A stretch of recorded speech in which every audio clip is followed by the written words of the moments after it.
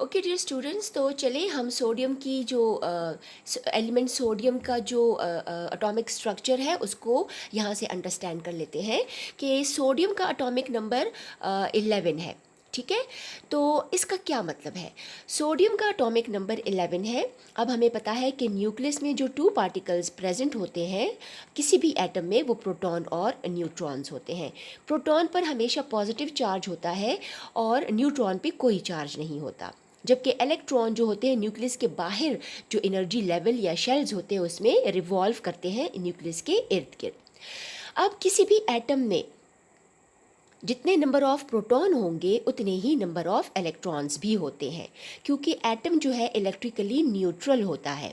अब इसका क्या मतलब है भाई? जितने आपके पॉजिटिव चार्जेस हैं उतने ही आपके नेगेटिव चार्जेस भी हैं। अगर दो फौजें आपस में लड़ रही हैं और दोनों के सिपाही तादाद और ताकत में एक जैसे हैं, ठीक, यानी पॉजिटिव आपके पास सिपाही 11 पॉजिटिव सिपाही हैं और 11 ही आपके पास नेगेटिव सिपाही हैं, तो दोनों जो है पार्टिकल्स प्लस और माइनस प्रोटॉन्स और इलेक्ट्रॉन्स एक दूसरे के इफ़ेक्ट को क्या कर लेते हैं? कैंसिल कर लेते हैं। नेट हमारे पास ज़ीरो आ जाता है और एटम इलेक्ट्रिकली क्या हो जाता है? न्यूट्रल हो जाता है। ठीक, तो ये आपका एटम का थोड़ा बहुत कॉन्सेप्ट हो गया। अब हम जब डिफाइन करते हैं एटॉमिक नंबर को तो कहते हैं नंबर ऑफ इलेक्ट्रॉन और number of proton.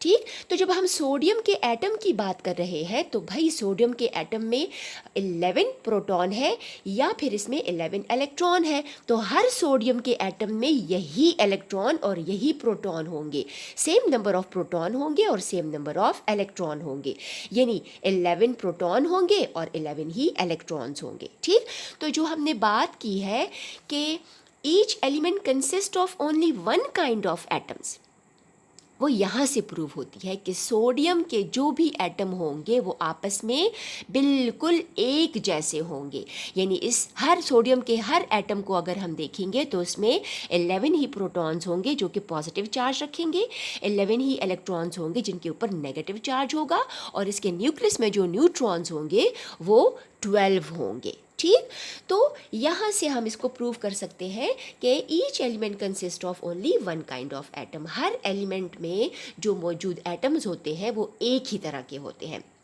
Atoms of a particular elements are same to each other but different from the atoms of other element। यानी अगर मैं सोडियम के एटम की बात कर रही हूँ तो सोडियम के तमाम एटम आपस में एक जैसे होंगे, लेकिन अगर मेरे पास कार्बन है या यहाँ पर मेरे पास गोल्ड है तो सोडियम के एटम गोल्ड के एटम से मुख्तलिफ होंगे, या फिर गोल्ड के एटम सोडियम के एटम से मुख्तलिफ होंगे, एक जैसे नहीं होंगे। हाँ, गोल्ड के एटम गोल्ड की तरह होंगे, एलिमेंट की तरह होंगे, और सोडियम के एटम एलिमेंट सोडियम की तरह होंगे, एक जैसे होंगे।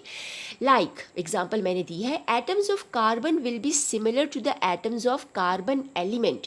कार्बन जो एलिमेंट है इसके तमाम एटम किसकी तरह होंगे? कार्बन ही की तरह होंगे, यानी एटम सारे कैसे होंगे? वो कार्बन जैसे होंगे। But will be different from the atoms of hydrogen and oxygen.